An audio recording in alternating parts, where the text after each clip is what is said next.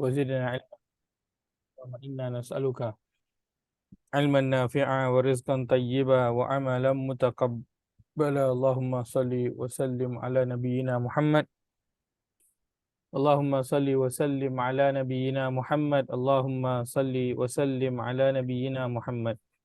اللهم يسر ولا تعسر، رب تمم بالخير، اللهم آمين. أما بعد، السلام عليكم ورحمة الله وبركاته. Waalaikumsalam. Alhamdulillah. Waalaikumsalam Ustaz. Alhamdulillah kita bertemu lagi pada pagi ini, pada malam Malam ini yang sama, tetapi kita nak masuki surah yang berbeza, masuki surah yang baru insya-Allah. Dan insya-Allah kita akan mula nak melihat dan cuba nak tadabbur, mengambil pelajaran daripada surah yang kita familiar, kan?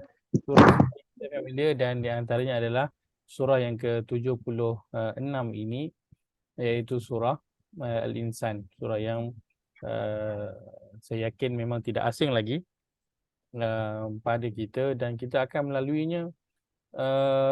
Ada orang yang minimum seminggu sekali lah, kan, pada Jumaat, subuh hari Jumaat. Tapi kalau imam tak baca jangan marah pula, kan? Kerana takut imam tak baca, kita pun bisa, imam kenapa tak baca pagi ni, kan? As-Sajdah dan juga Al-Insan, tak apa, dia bukan wajib dibaca pada setiap kali Jumaat. Sekali-sekala ia perlu ditinggalkan juga. Baik, kita melihat surah yang ke-76. Kita nak melihat sedikit beberapa maklumat yang boleh kita ambil daripada surah ini sebelum kita masuk kepada perbincangan. Dan saya yakin mesti dah ada mengikuti perbincangan surah Al-Insan ini sebelum ini, dan mungkin maka ini boleh dianggap sebagai ulang kaji kepada apa yang telah dilalui sebelum ini, insya-Allah.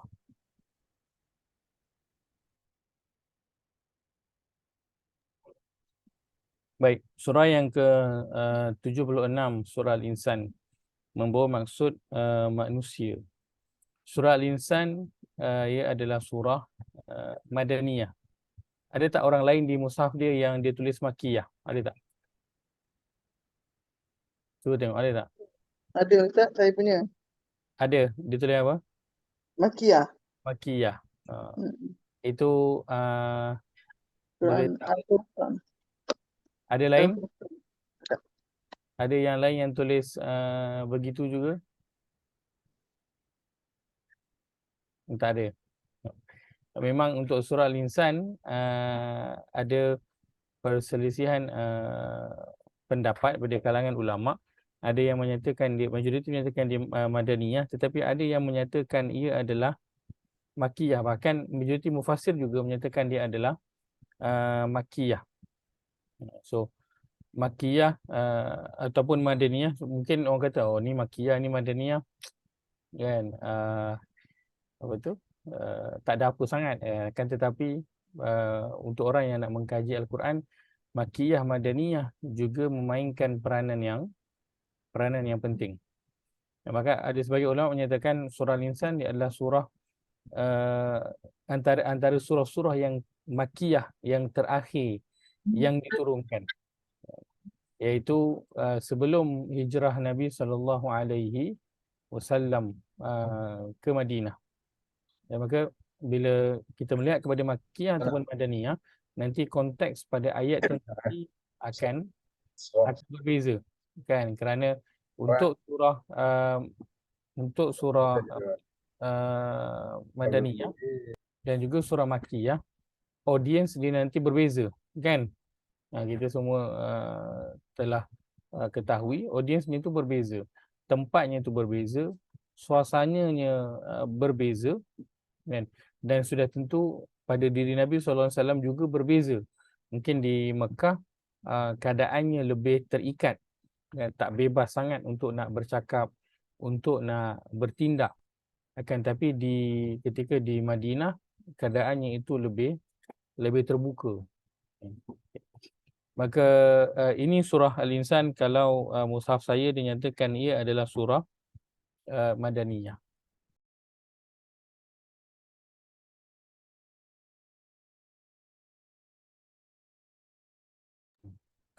Surah Al-Insan mengikut turutan mushaf adalah surah yang ke-76. Tetapi mengikut turutan penurunan ia adalah surah yang ke-98 diturunkan. Ia turun selepas daripada surah Ar-Rahman. Bukan. So surah Ar-Rahman turun dulu, kemudian turunnya surah Al-Insan. So cantik kan? Ar-Rahman, kemudian Al-Insan. Dalam surah Ar-Rahman kita dah tahu cerita dia tentang apa kan. Tapi kalau lihat pada tajuk dia kan, maaf kepada nama surah, tajuk pula kan. Kepada nama surah tu Ar-Rahman, Allah, nama Allah Azza wa Jalla. Kemudian Allah bercerita tentang Al-Insan, manusia. Surah Ar-Rahman ceritanya kita telah ketahui, ia bercerita tentang jin dan juga manusia.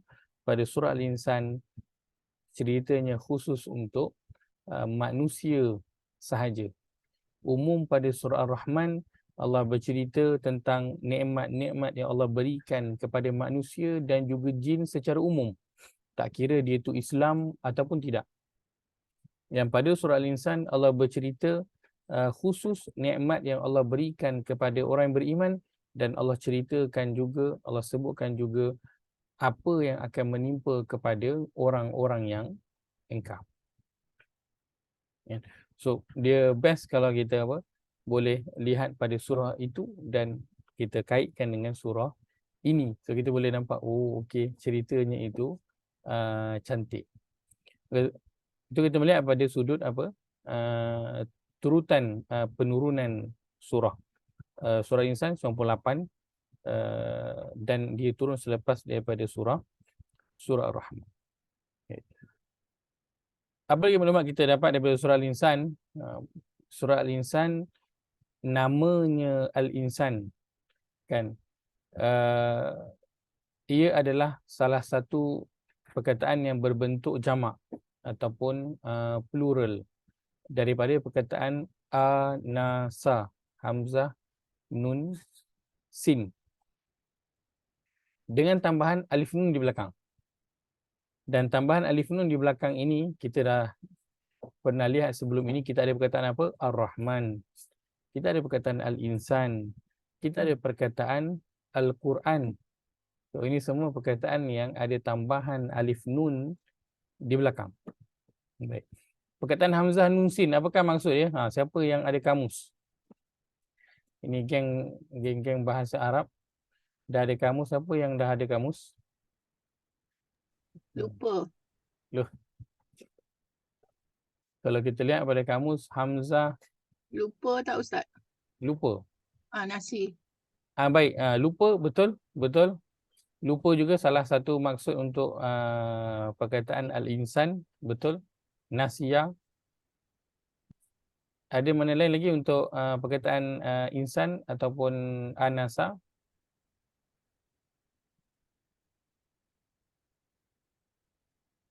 Mim.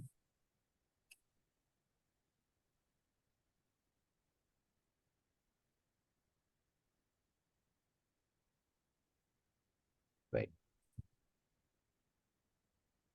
Anisa. Tak nampak. Baik. Perkataan Anisa, ni sini perkataannya. Oh.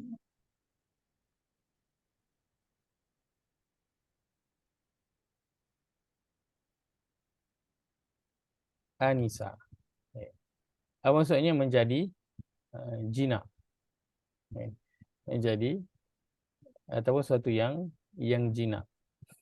Lagi kita ada manusia. Perkataannya adalah Al-Insan. Al-Uns ataupun Al-Unsah, kejinakan ataupun sesuatu yang disenangi. Kan? Dia membawa maksud kepada apa? Al-Insan, yang bermaksud manusia.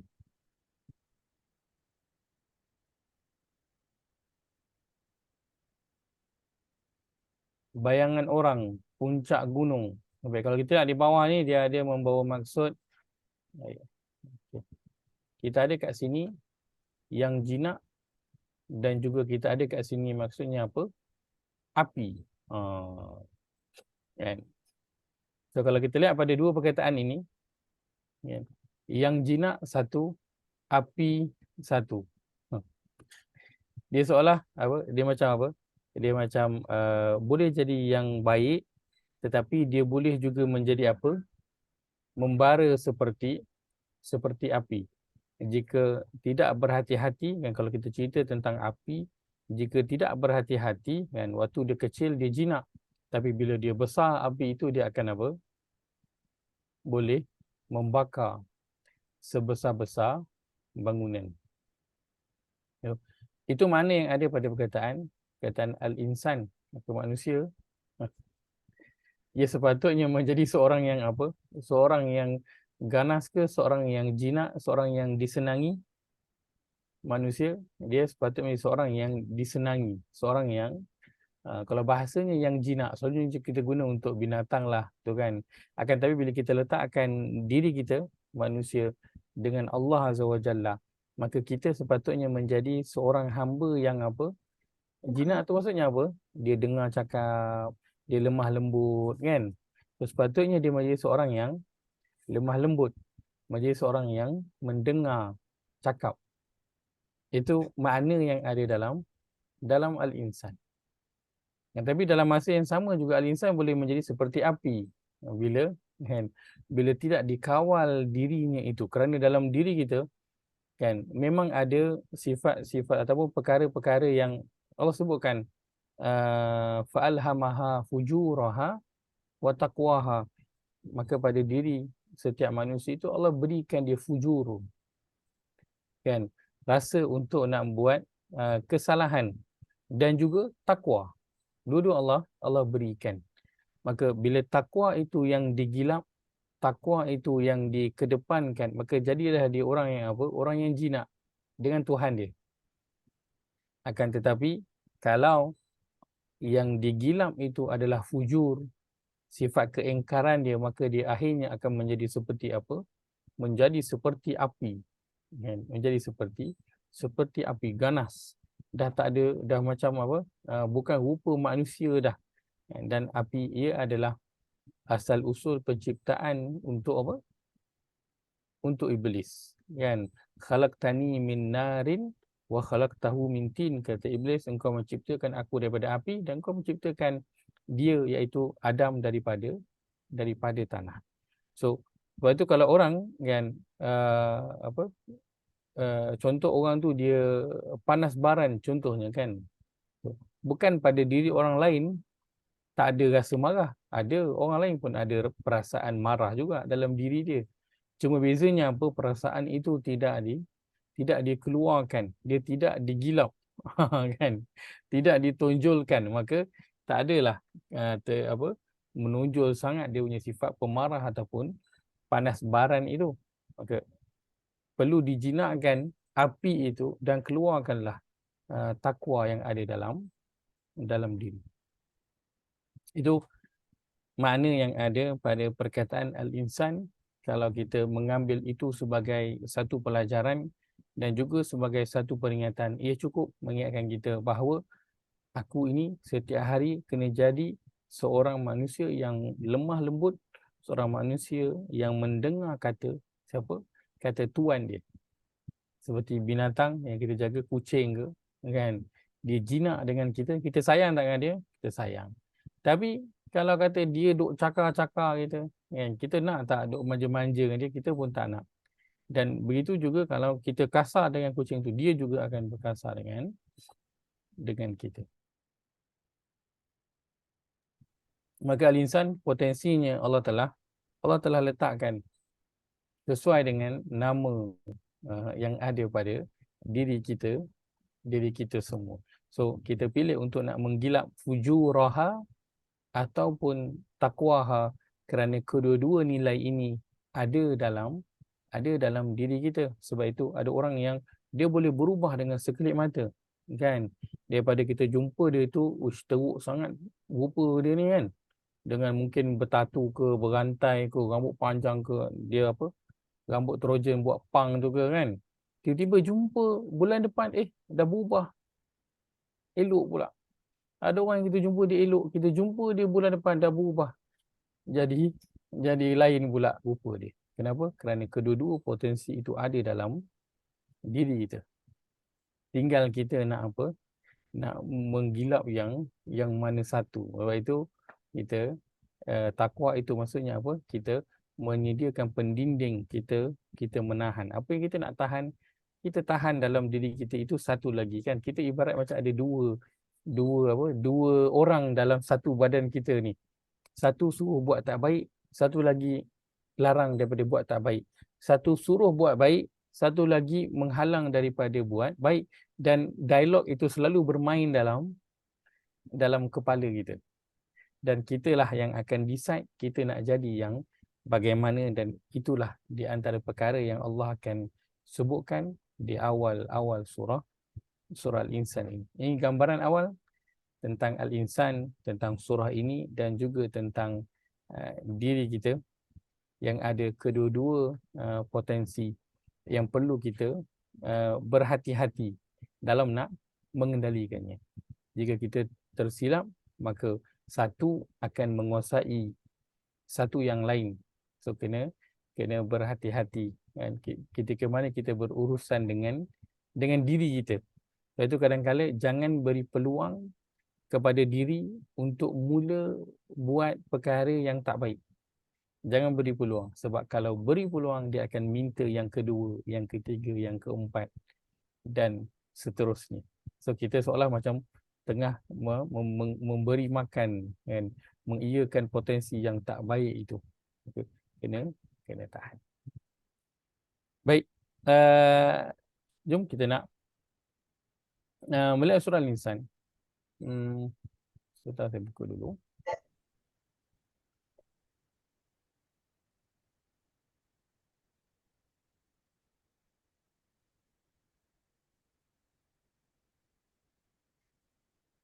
Surah Al-Insan kalau dalam mushaf surah yang ke-76. Sebelum daripada itu kita ada surah apa? Kita ada surah Al-Qiyamah. Surah yang ke-75 surah Al-Qiyamah. Dan sebenarnya menarik kan, dalam Al-Quran Allah telah bawakan keterkaitan antara surah. Itu satu. Yang kedua, kalau kita buka, kita bentangkan kedua-dua surah yang bersebelahan, dan pada hal kita sekarang ini adalah surah apa? Surah Al-Insan dan juga surah Al-Qiyamah. Kalau kita bentangkannya bersebelahan, maka Masya Allah, kita bukan saja akan nampak keterkaitan antara dua surah, akan tetapi kita akan dapat melihat betapa dua surah ni, kalau kita bahagikan tema kepada perbincangan dalam kedua-dua surah ni, maksud kita buka surah Al-Qiyamah, kita bahagikan tema perbincangan dia, kita lihat surah Al-Insan, kita bahagikan tema perbincangan dia, lalu kita lipat dua, maka apa yang dibincangkan pada surah Al-Qiyamah, dia akan menyebut apa yang ada pada surah Al-Insan. Begitu gambaran Al-Quran. Ini antara bentuk kajian terkini kan, yang sedang dilakukan, yang sudah sebahagian dilakukan dan masih lagi sekarang ini sedang rancak. Kajiannya itu dilakukan. So kedua-dua surah bersebelahan dibentangkan. Kalau kita lipat dua, maka topiknya memang akan saling berkaitan, walaupun dia adalah dua surah yang berbeza. Mungkin insya-Allah nanti, sebab hari ini saya tak sempat nak sediakan slide kan, mungkin pada sesi yang seterusnya insya-Allah nanti saya akan kongsikan antara surah Al-Insan dan juga surah Al-Qiyamah, betapa cantiknya kaitan antara dua surah ini. Bahkan kalau kita lihat pada surah Al-Insan yang selalu digandingkan pada hari Jumaat tu kan, dengan surah As-Sajdah. maka kalau kita bentangkan juga pada kedua-dua surah itu, sebab bila Nabi gandingkan dua surah ini, maka mesti ada kaitan. Mesti akan ada kaitan, kan? So bila kita bentangkan kedua-dua surah ini, maka kemudian kita gabungkan dia, maka kita akan dapat melihat dia adalah satu perkaitan yang sangat cantik. Cikgu Melani kata, tak fahamlah Ustaz, bentangkan dan lipat dua pula, how is that? Tak Tulis apa. tulis kat kertas sebelah bersebelah, lepas tu lipat dua. Dia dapatlah semua soalan tu jawapannya di sebelah-sebelah. Macam tu Literally, Ustaz, tu fahaman saya. betul. Literally kita boleh bayangkan begitu bentuk dia. Ini boleh nak bayangkan. Nanti insya-Allah sesi depan saya akan siapkan mungkin satu slide insya-Allah untuk kita lihat keterkaitan antara surah 76 Al-Insan dan juga surah sebelumnya, surah Al-Qiyamah. Dan satu perkara yang ini practical, so tak apa, insya-Allah nanti kita akan buat nanti pada minggu depan, insya-Allah. Baik, kita melihat pada surah yang ke-76, surah Al-Insan. Kita nak baca dulu. Kebetulan Haji Yahya ada ni, Haji Yahya ada. Kalau Haji Yahya ada, memang kita kena baca lebih-lebih sikit. Tak kisah ada waktu yang Haji Yahya tak ada, kan, tak dapat dengan Ustaz Haji Yahya. Orang rindu bila hari Haji Yahya tak ada, kan, sebab dah biasa Haji Yahya ada. So bila Haji Yahya tak ada, ia dirindui. Baik. Kita baca dulu surah Al-Insan, ayat pertama hingga ayat ketiga, insya-Allah. Allah berfirman, A'udzu billahi minasyaitonir rajim. أعوذ بالله من الشيطان الرجيم. Bismillahirrahmanirrahim.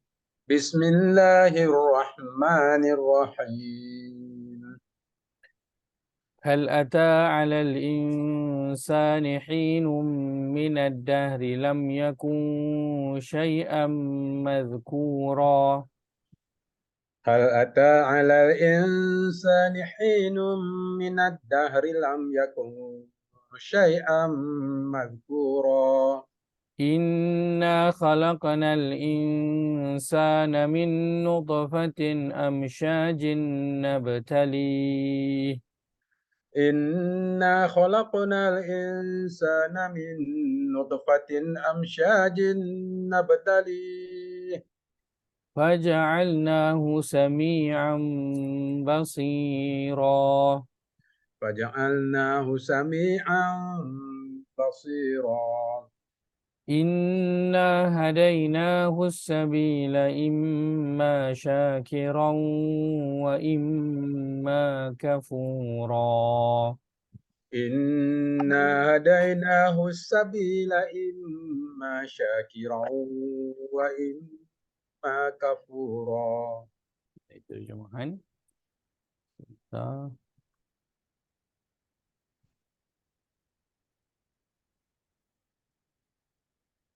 baik. Dengan nama Allah yang Maha Pemurah lagi Maha Mengasihani. Bukankah telah berlaku kepada manusia satu ketika dari masa yang beredar, sedang ia masih belum wujud lagi dan tidak menjadi sesuatu benda yang disebut-sebut. Mengapa kaum musyrik itu mengingkari hari akhirat? Ayat kedua.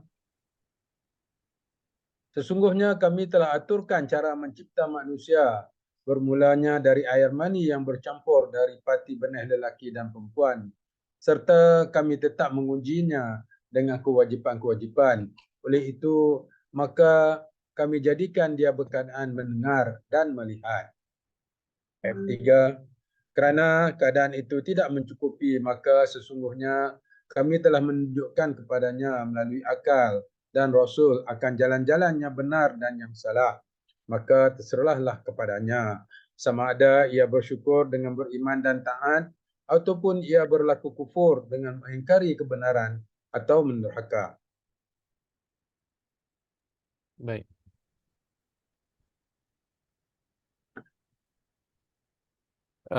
Surah Al-Insan nanti insya-Allah kita akan lalu pada surah ini, utamanya ia akan bercerita tentang satu sifat manusia, orang yang beriman yang dinamakan sebagai Al-Abrar, orang-orang yang baik, dan ia akan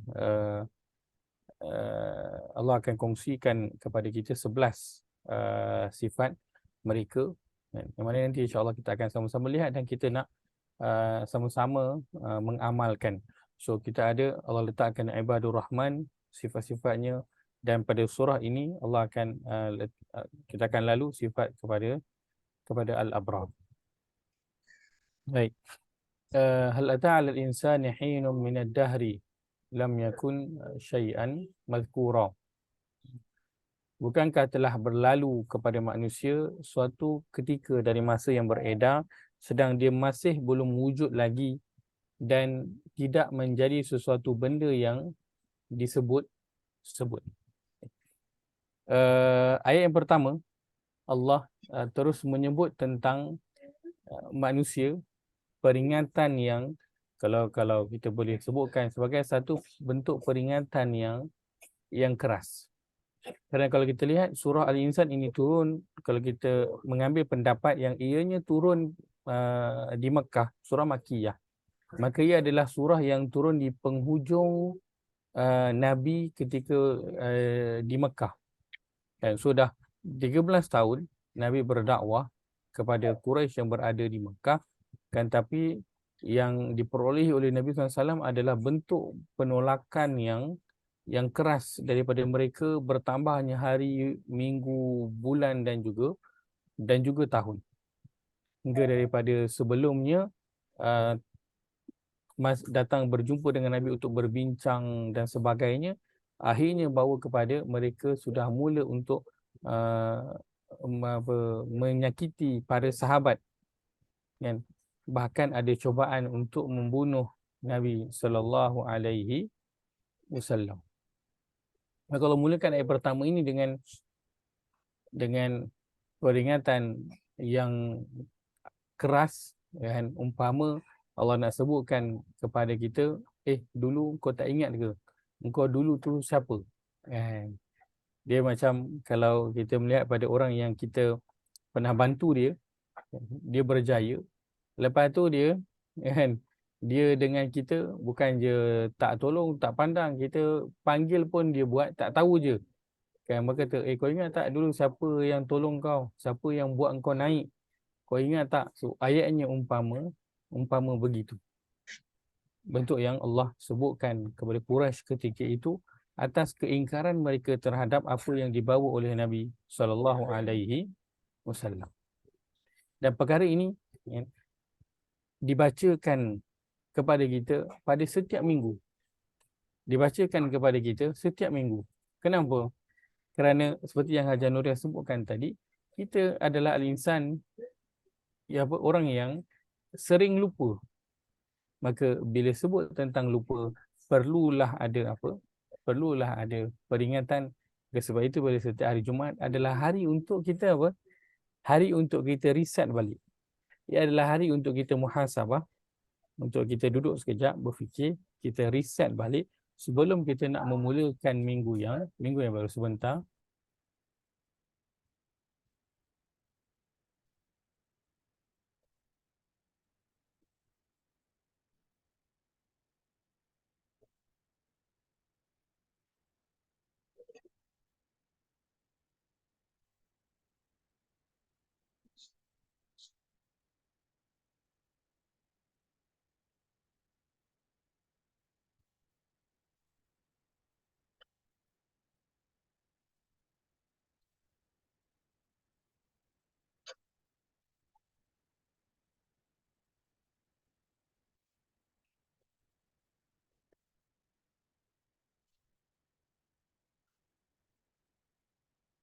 Right.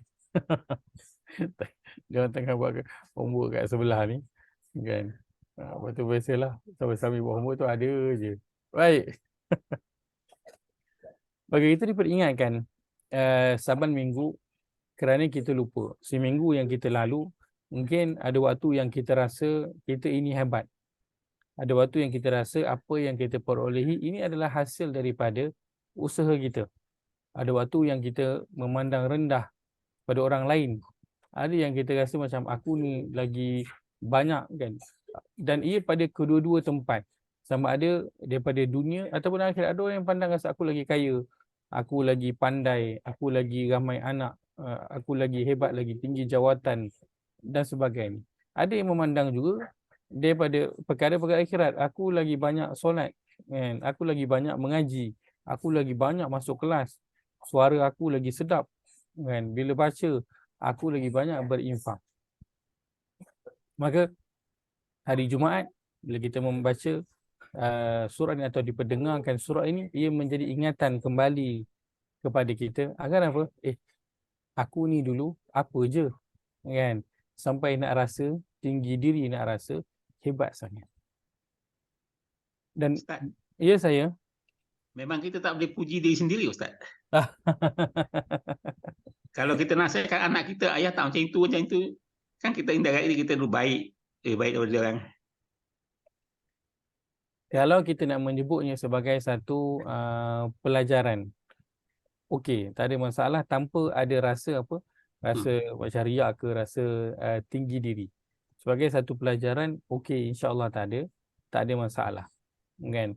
Tapi jika kita bimbang dengan sebutan itu, kita akan ada rasa sesuatu, maka kita elakkan dan kita ambillah contoh yang lain. Baik.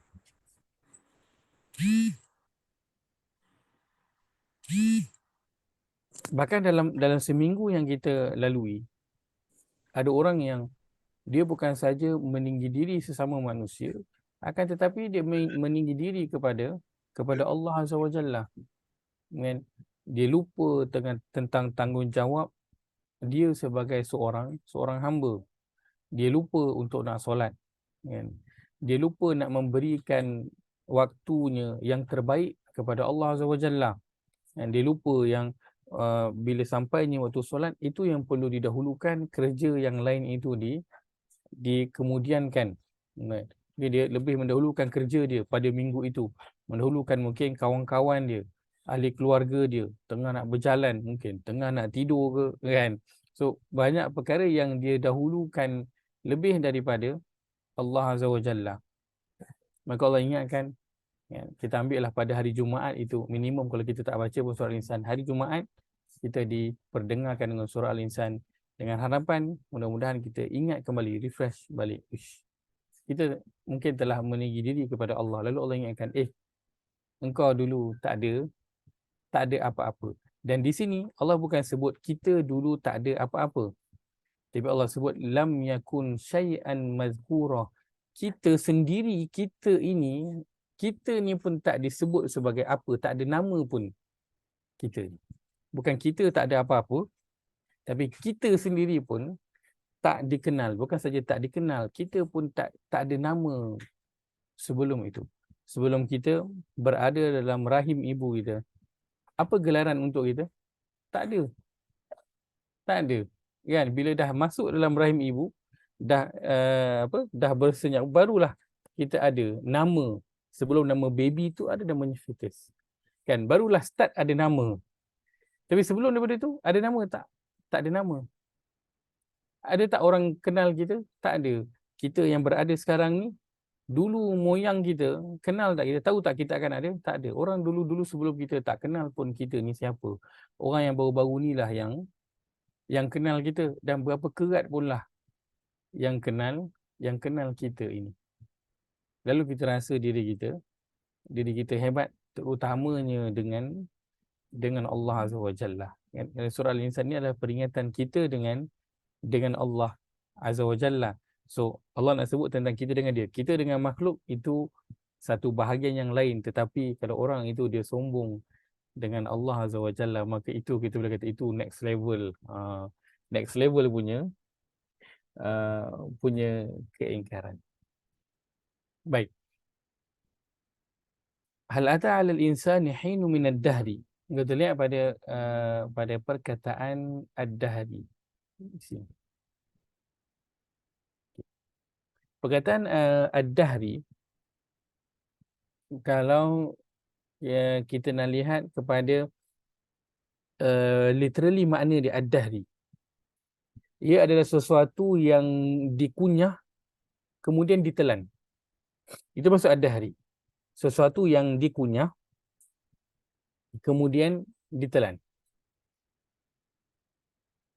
Maka Allah nak menggambarkan kepada diri manusia bahawa dia dulu tak ada nama apa-apa. Dia tu sendiri bukan je tak ada apa-apa. Dia tu tak ada nama apa-apa pun. Bukan nama dia macam nama dia sekarang, Muhammad, Faiz dan sebagainya. Sebelum daripada pun dia nama pun tak ada. Bahkan Allah sebutkan keadaan diri manusia, dia adalah seperti ad-dahri. Kunyah dan telan.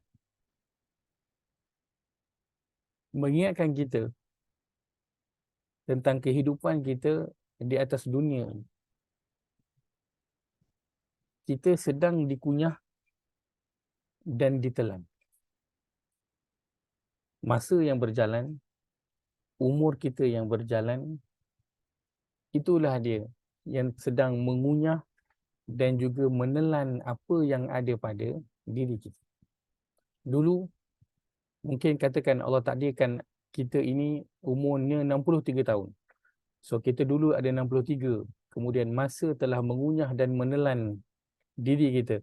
Kita tinggal 53, kemudian 43, kemudian 33, 23, tinggal 13, tinggal 3 tahun.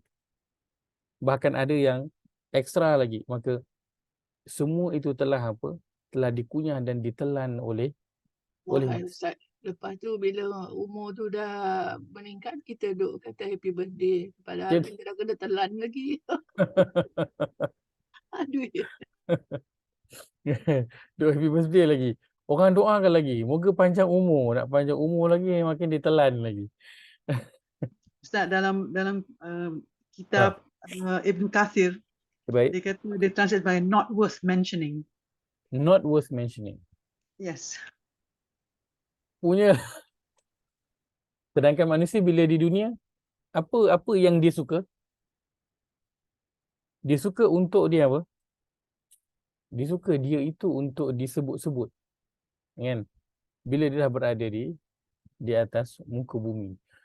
So ad-dahri adalah sesuatu yang dikunyah dan ditelan, dan masa sedang mengunyah dan menelan kita. Kesihatan kita makin berkurang. Kan? Semuanya telah dikunyah dan ditelan sedikit demi sedikit. Maka mengapa manusia masih lagi belum menyedari?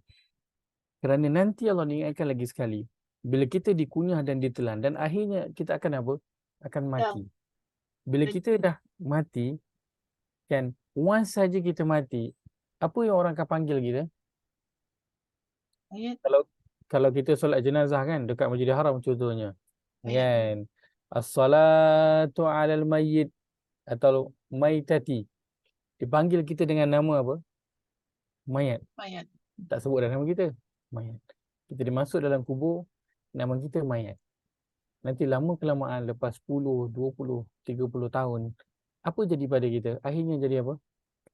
Tinggal tulang je, Ustaz. Hilang tulang. Tulang tu pula akan jadi apa? Dalam surah Yasin kita lalu sebelum, dia akan jadi apa? Dia akan jadi debu-debu. Dia akan jadi macam pasir. Apa? Romada. Akan jadi macam pasir je.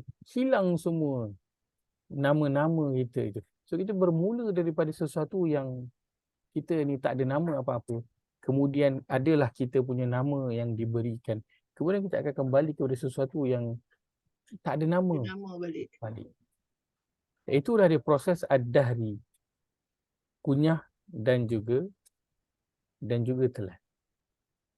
Sebab itu Imam Asy-Syafi'i rahimahullah dia cakap apa?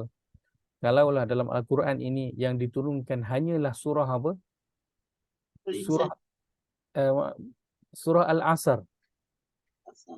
Al-Asr, demi masa tu. Itu sudah memadai. Kenapa? Kerana surah Al-Asr mengingatkan kita tentang apa?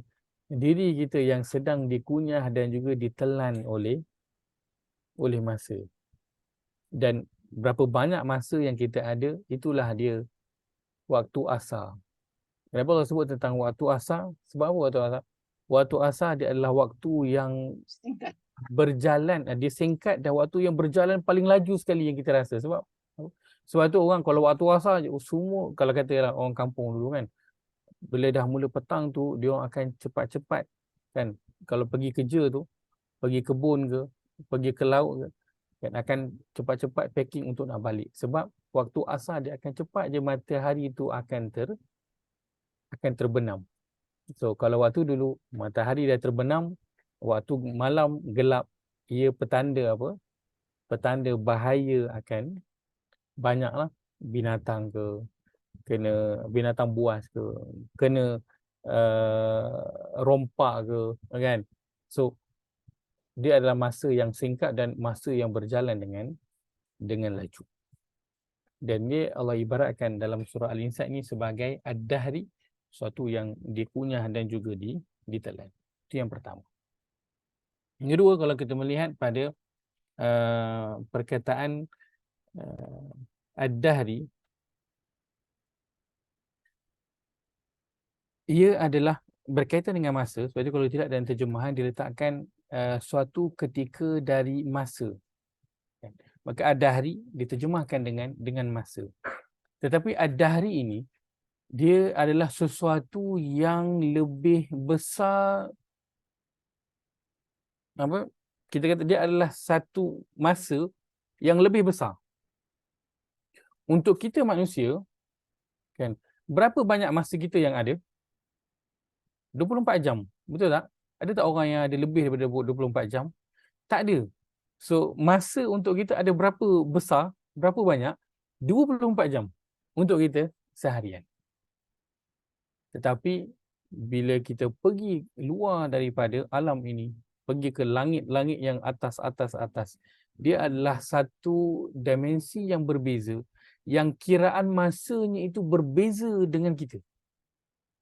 Keluar je kita daripada bumi, kiraannya itu bukan lagi 24 jam, dia lebih daripada itu. Kalau kita lihat tentang kiraan masa, saya pernah kongsikan sebelum ini, ataupun saya ada terbaca satu yang terbaru.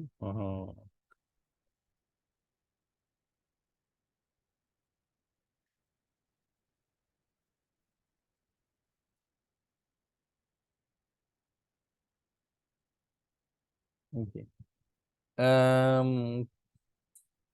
Apa itu? Ustaz Syari ada kongsikan baru-baru ini, kan, tentang kajian terbaru NASA menemui satu bintang yang paling jauh yang ditemui. Jaraknya ialah 10, 100,000, 10,000, 100,000 juta, 10 juta, 100 juta, bilion, puluh bilion. Jaraknya ialah 28 bilion tahun cahaya. Jaraknya adalah 28 bilion tahun cahaya.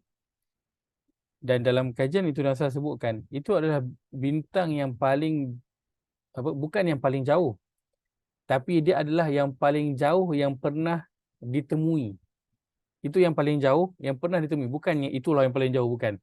Itu paling jauh yang setakat ini manusia sudah temui. Ini tulisan NASA lebih kurang 5 dalam seminggu ni lah. Dalam seminggu ni.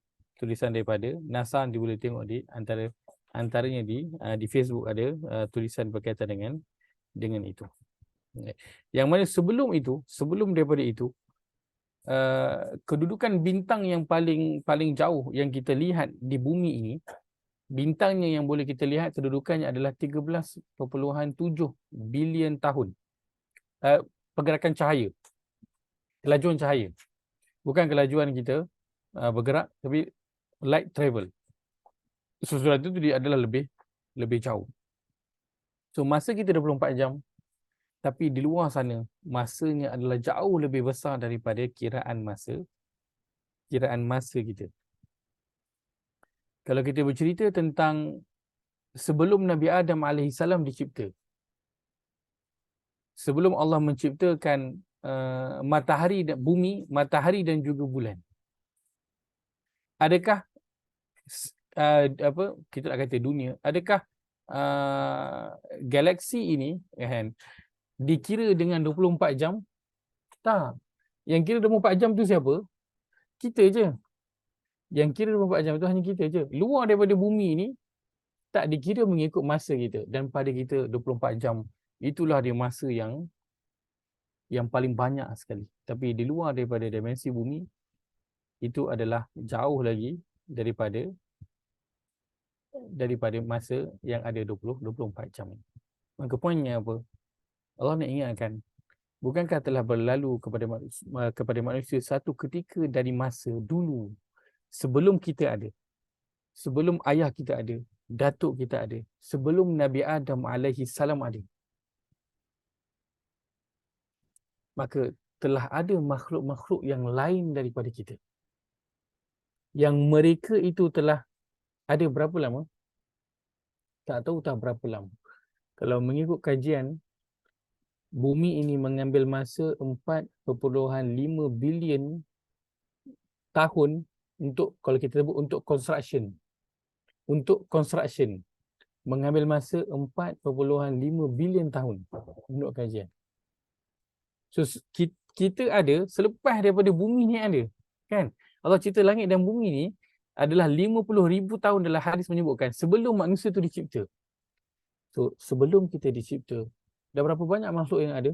Sebelum kita personally banyak. Sebelum Nabi Adam tak tahu tak berapa banyak. Lalu bila kita lahir di atas muka bumi ini, kita rasa kita hebat. Kita rasa kita somebody. Kita rasa kita dah menyumbang sesuatu kepada agama. Kita dah rasa kita dah menjadi makhluk Allah. Kita dah rasa kita ni layak untuk dapat syurga. Kita mempertikai kenapa Allah berikan kita ujian itu dan juga ini. Kita rasa bila kita dah buat baik, baca Quran, dah solat on time, dah berinfak, kita rasa kita dah memberikan sesuatu kepada Allah Azza wa Jalla. Sedangkan Allah perlu tak kepada apa yang kita buat? Kita dengan makhluk-makhluk Allah yang lain, boleh bayangkan tak berapa banyak makhluk Allah lain daripada kita? Sebelum kita ada, sebelum Nabi Adam ada, boleh bayangkan tak berapa banyak? Sangat banyak. Dan apalah sangat diri kita ini dibanding dengan makhluk yang lain tu? Besar mana kita? Dan berapa sangatlah ibadah kita dibandingkan dengan apa yang telah dikedepankan oleh makhluk-makhluk yang lain selain daripada kita. Ini makna kedua yang ada pada Ad-Dahri. Allah bercerita tentang masa, dan kita perlu ingat masa pada diri kita adalah 24 jam. Tetapi kalau kita pergi keluar daripada bumi, masanya bukan lagi 24 jam. Kalau kita pergi masa sebelum Nabi Adam alaihissalam, maka kita akan lebih melihat betapa di mana aku, di mana dalam dimensi masa ni, kat mana kita? Boleh bayangkan tak kat mana kita? Kalau kita lukiskan satu garis masa di antara alam ini dicipta hingga nanti kiamat, kat mana kita daripada masa-masa ni? Di mana kita berada? Kita berada di sini. Dan jauh mana perjalanan kita? Adakah kita bergerak hingga sampai sini masa kita? Kalau kita bayang, adakah kita bergerak dari sini ke sini masa kita? Tak. Dalam dimensi masa bumi ini, mungkin kita hanya sini dan sikit je. Kat situ je kita. Kerana masa bumi ini adalah jauh lebih panjang, jauh lebih lama daripada masa keberadaan kita di atas muka bumi ini. Poinnya ialah Allah nak sebutkan kepada Quraisy, kenapa rasa engkau besar sangat di atas bumi ini, sedangkan keberadaan engkau dibandingkan dengan dimensi masa bumi ini, alah, apalah sangat. Umpama macam kau ni tak ada langsung pun. Umpama macam kau ni tak ada langsung pun di atas muka bumi ini. Sebab nak beritahu panjangnya masa. Kalau kita nak membayangkan, umpama kalau kita mencangkul contohnya kan. Mencangkul tanah kan. Kita mencangkul tanah daripada pukul 9 pagi sampai pukul 12 tengah hari. Tiba-tiba ada orang datang nak tolong kita, kan, anak kita datang nak tolong cangkul juga tanah kan, nak buat taman. Dia cangkul lah 10 minit. Kan? So bila orang datang tanya, tadi ada tak tu anak datang tolong tak? Kita kata tak tolong langsung. Kenapa? Kerana apalah sangat 10 minit dia tu banding dengan apa?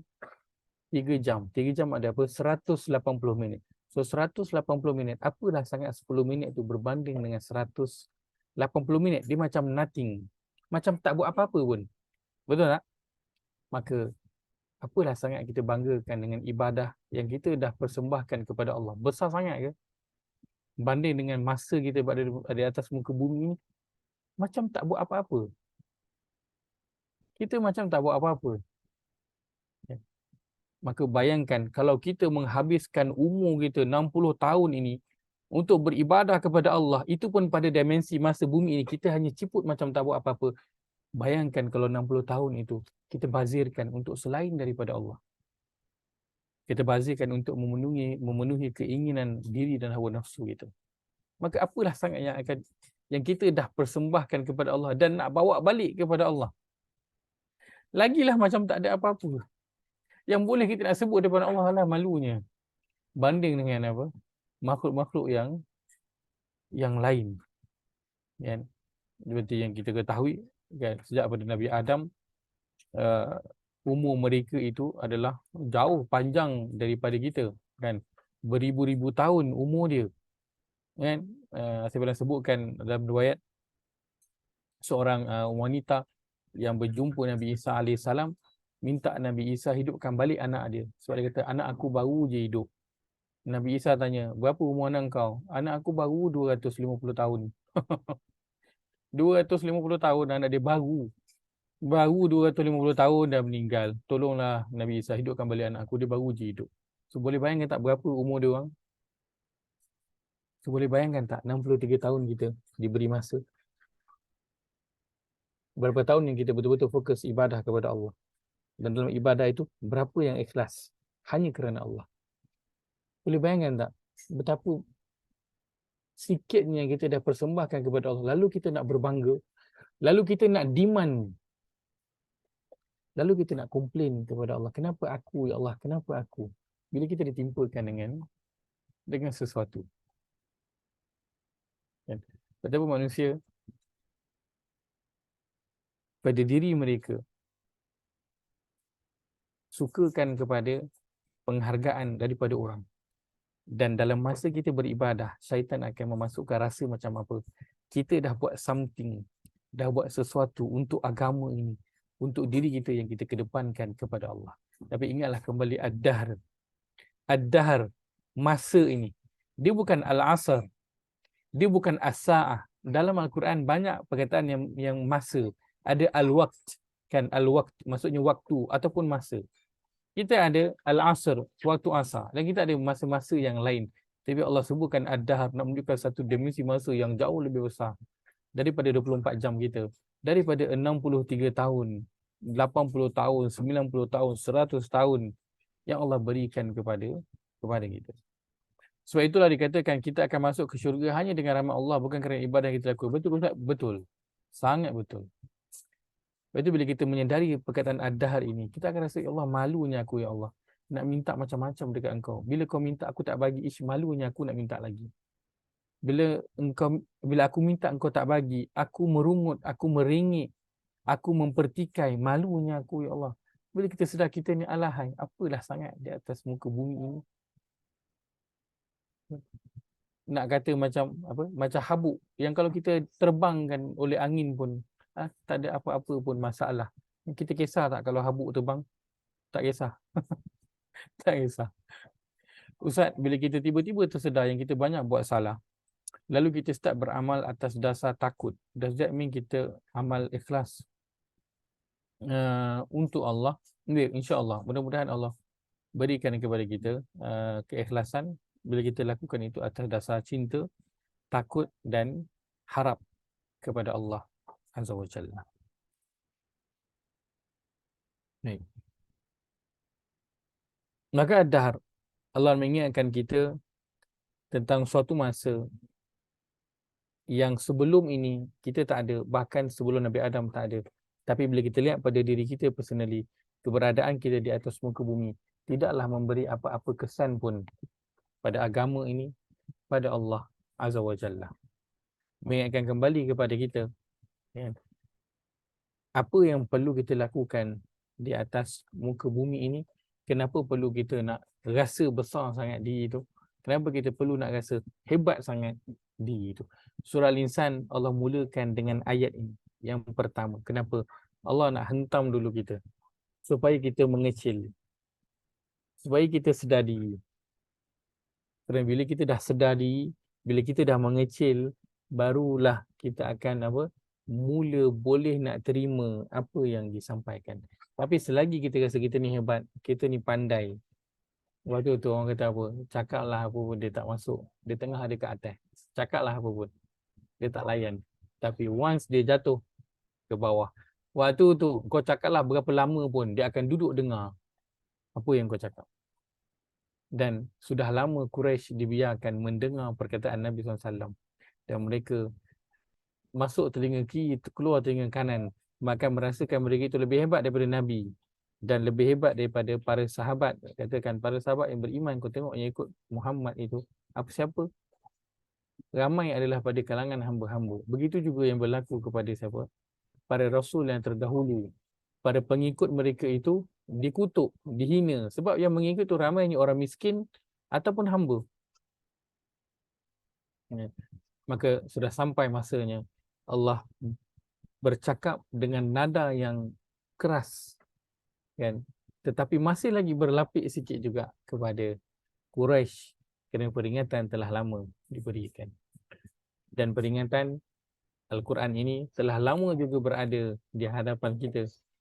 Maka Al-Insan datang kepada kita pada setiap hari Jumaat, memberi ingatan, ingat balik, engkau tu siapa? Rasa hebat sangat ke bacaan Quran kau, solat kau, ibadah kau kepada aku tu? Rasa dah banyak ke yang kau dah buat untuk agama ini? Ingatan pada awal surah Al-Insan Allah bawakan kepada kita. Macam mana lah kita nak dapatkan rahmat Allah itu? Nanti insya-Allah kita akan sambung perbincangan kita pada hari yang terus sesi akan datang, insya-Allah. Baik, itu saja saya kongsikan pada pagi ini. Mudah-mudahan, maaf, pada malam ini mudah-mudahan ada manfaat yang dapat diambil sedikit awal daripada surah Al-Insan ini. Mudah-mudahan kita dengar je perkataan Al-Insan, kita ingat saja ayat pertama pada surah Al-Insan, perkataan ad-dahr. Mudah-mudahan dia dah membawa kita kembali, kan, kepada satu kesedaran yang engkau ni siapa, kan, kau nak rasa hebat ni siapa. Maka bawalah sifat ad-dahr ini pada diri kita bila kita keluar daripada rumah kita, supaya bila kita pandang kepada orang, kita akan sentiasa ingat ad-dahr, engkau tu siapa je dulu. Supaya kita tak memandang rendah kepada orang lain, supaya kita tak merasa tinggi diri bila kita berurusan dengan orang lain. Wallahu ta'ala alam. Aku qauli hadza wa astaghfirullahal azim li wa lakum. Jazakumullahu khairan kepada semua meluangkan masa pada malam ini. Mudah-mudahan Allah dan sebagai amal yang saleh, insya-Allah. Kita tutup dengan tasbih kafarah. Subhanakallahumma bihamdika asyhadu an la ilaha illa anta astaghfiruka wa atubu ilaik. Jazakumullahu khairan, barakallahu fiikum. Terima kasih semua. Assalamualaikum warahmatullahi wabarakatuh.